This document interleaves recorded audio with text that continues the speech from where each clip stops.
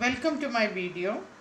I am Madhuri Mohan going to start a new video based on class 10th science chemistry chapter 2 acid bases and salt.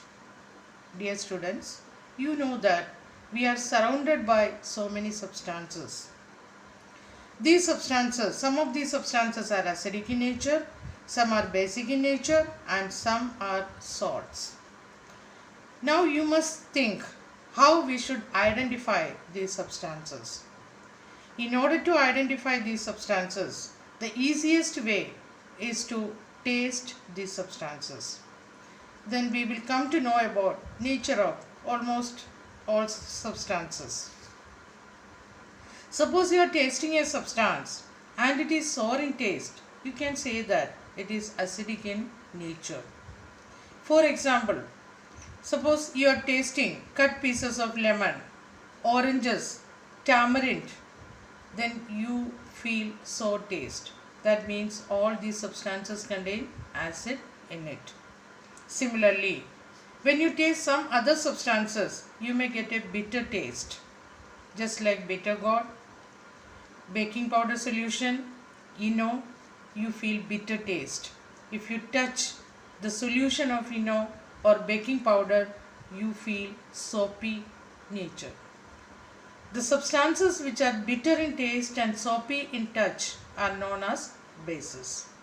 Dear children, when this acid and base react, we will get new substance known as salt. We will study about this salt in detail later portion of this chapter, dear students. Now we are going to study about different sources of acid and bases in our daily life. You can see so many diagrams over here. Even in our stomach also acid is present. Acid is present in lemon. Acid is present in grape. Acid is present in tomato, in banana, and even in milk. Acid is present. But pure water is an example of neutral substances. And some of the substances are basic in nature, just like baking powder, soap, ammonia, cleaners, etc. are example of basic substances. That means even in our kitchen, in our surrounding, we are having these acid, bases and neutral substances. Now we are going to study about little more detail regarding acid and bases. I told you students, acids are sour in taste. We can test acid by using special paper known as litmus paper. So you must know about litmus paper. Litmus paper or solution is extract taken from plant lichen. There are two types of litmus paper or litmus solution. One is blue litmus paper or blue litmus solution. Second one, red litmus paper or red litmus solution. If you are having a solution and you don't know whether it is acid or base, you put blue litmus to that solution. If blue litmus changes into red, that substance is acidic in nature. Same solution you can try with red litmus. Red litmus does not change its color in acidic medium. Moreover, when you put acid in water, it dissociates, that means ionizes, to give hydrogen ion. When you combine these 3 points together, you will get proper definition for acid. You can see children over here, acid is a substance which is sour in taste, which turns blue litmus to red and ionizes, means dissociate, to form hydrogen ion. From this definition you will get one more question. Give the properties of acid. First property, it is sour in taste. It turns blue litmus to red. Second property. Third one, it ionizes to give hydrogen ion. Similarly students, base. Base is a substance which is bitter in taste, soapy in touch, and which turns red litmus to blue and ionizes to give hydroxide ion. Acid contains hydrogen ion and base contain hydroxide ion. Acid changes blue litmus to red and bases change red litmus to blue. Now you came to know about, I hope you came to know about the definition and properties of acids and bases. But salt is a new substance formed by the reaction between acid and base. Salt can be neutral, acidic or basic, that we will study later. Now students, I told you regarding litmus paper. Litmus paper is an example of indicators. Now you must know what is an indicator. Some of the substances can change their color in acidic or basic solution. Those substances are known as indicators. When you put, for example, when you put some substances in acidic medium, it can show a particular color. In basic medium, it can give another color. Those type of substances are used to identify acids and bases. Those substances are known as indicators. Now you will get one definition for indicators. Dear students, indicators are the substances that changes color when it is put in acidic or basic solution. Indicators are two types. One is natural indicator and other one is synthetic indicator. Natural indicator means naturally existing indicator. That means it is not man-made. It is not made up of any chemical. But synthetic indicators are man-made indicators. They are made up of chemicals. Now we are going to study about natural indicator first. Definition: natural indicators obtained from naturally existing substance. There are two natural indicator examples are given in your book. First one litmus and second one turmeric. I told you students, litmus is made from the extract of lichen plant. Litmus can be in paper form or in solution form. Turmeric you can see in your kitchen. Turmeric is another indicator.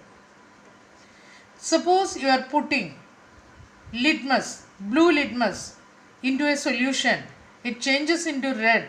That means that substance is acidic in nature. If red litmus changes to blue, then that solution is basic in nature. That means by using the litmus paper or litmus solution, you can identify whether a given substance is acidic or basic in nature. If blue litmus changes to red in a solution, then that solution is acidic in nature, and red litmus changes to blue, it is basic in nature. You can test this in your house also. You take a piece of lemon, put blue litmus to it, the litmus paper changes to red. Similarly, you take baking powder solution, put red litmus to it, it will change to blue. Another naturally existing indicator is turmeric. Turmeric gives a red color with base. Suppose turmeric you are adding to basic solution, ENO solution, baking powder solution or soap solution, its color changes to red. But no color change with acid. Turmeric does not change its color in acidic medium. Students, you might have heard from your parents and grandparents that you should not wash vegetable stain by using soap. Vegetable stain generally, because for making vegetables we are using turmeric powder. All the vegetable stain generally consist of turmeric. When it is cleaned with soap solution is basic in nature. The color of turmeric stain, the color of vegetable stain changes to red. It cannot be removed easily. That is why you are not supposed to clean vegetable stain with the help of soap solution. Now you must know what is synthetic indicators. Man-made indicators are known as synthetic indicators. There are two examples given in your book, methyl orange and phenolphthalein. These are two chemicals. These two chemicals are used to check whether the solution is acidic or basic. Methyl orange gives red color with acidic solution and yellow color with basic solution. Dear children, you must learn these color changes. What is the color of methyl orange in acidic solution? Red in color, and the color of methyl orange in basic solution is yellow in color. Phenolphthalein gives pink color with basic solution, but it is colorless in acidic solution. We have already learned about synthetic and natural indicators. Now dear students, we are going to study about another type of indicator, that is olfactory indicator. We have already learned that indicators are the substances which can change their color in acidic or basic medium, but olfactory indicators change their smell in acidic or basic medium. There are three olfactory indicators: onion, vanilla and clove. These are the examples of olfactory indicators. You can see this diagram: olfactory indicator, onion, vanilla and clove. This, you know that onion has got a characteristic smell. If you are keeping the slices of onion in fridge, refrigerator, when you open the refrigerator, you feel a bad smell. In order to avoid that, you can keep the slices of onion in a cloth dipped in baking powder solution. Baking powder is basic in nature. Baking powder neutralizes the characteristic smell of onion. That means olfactory indicators are the substances which can change their smell in acidic or basic medium. Onion, vanilla and clove loses the characteristic smell when it is placed in basic medium. Now students, we are going to classify acids. Acids can be classified into two. First one, strong acid, and second one, weak acid. Suppose you are putting acid in water. It completely dissociates to give hydrogen ion. That acid is known as strong acid. Acid which completely dissociate in water to produce large amount of hydrogen ion. Strong acids are always good electrolytes also. They can pass electricity very easily because they are having large amount of hydrogen ion. Normally all the mineral acids are examples of strong acid. Hydrochloric acid, sulfuric acid and nitric acid are examples of strong acid. These three acids name you should learn. Then only you will come to know about the nature of salt formed later in the chapter. Similarly, weak acid, it partially dissociates in water to produce less amount of hydrogen ion. Example, carbonic acid, ethanoic acid and sulfurous acid. Now we are going to classify bases. You know that in acid H plus ion is present and in bases OH minus ion is present. H plus ion completely dissociate. If H plus ion completely dissociate in water, that is strong acid. Partially it dissociate in water, then it is weak acid. Similarly, base contains OH minus ion. If a base which completely dissociate in water to produce large amount of hydroxide ion, OH minus ion, that base is strong base.